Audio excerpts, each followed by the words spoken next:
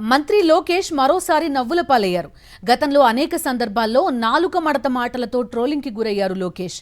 తాజాగా Google Adani data centre శంకుస్థాపన వేదికగా మరోసారి టంగ్ స్లిప్ అయ్యారు. విశాఖపట్నంలో జీ అంటే ఏమిటంటూ అక్కడున్న వారిని ప్రశ్నించారాయన.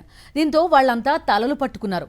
వైజాగ్లో జీ ఉంటుంది కానీ విశాఖపట్నం స్పెల్లింగ్లో అసలు జీ ఎక్కడ ఉంటుందో అర్థం కాక నిశ్శబ్దంగా ఉండిపోయారు. లోకేష్ అక్కడితో ఆగలేదు.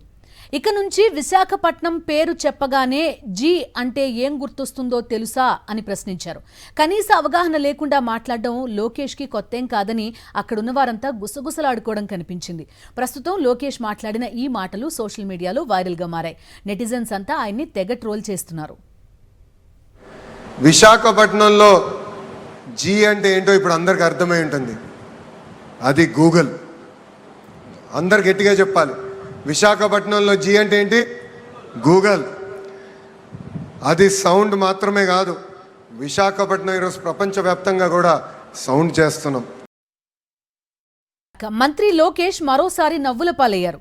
గతంలో అనేక సందర్భాల్లో నాలుక మడత మాటలతో ట్రోలింగ్కి గురయ్యారు లోకేష్.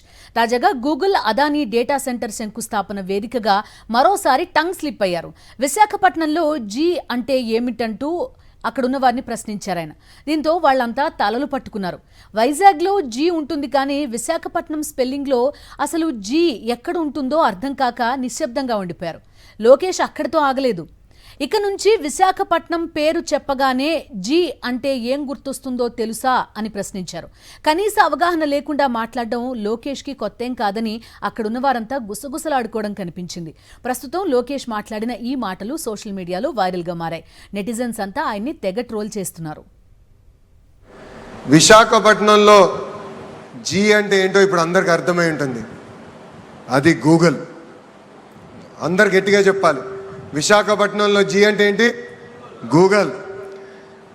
అది సౌండ్ మాత్రమే కాదు, విశాఖపట్నం ఈరోజు ప్రపంచవ్యాప్తంగా కూడా సౌండ్ చేస్తున్నాం.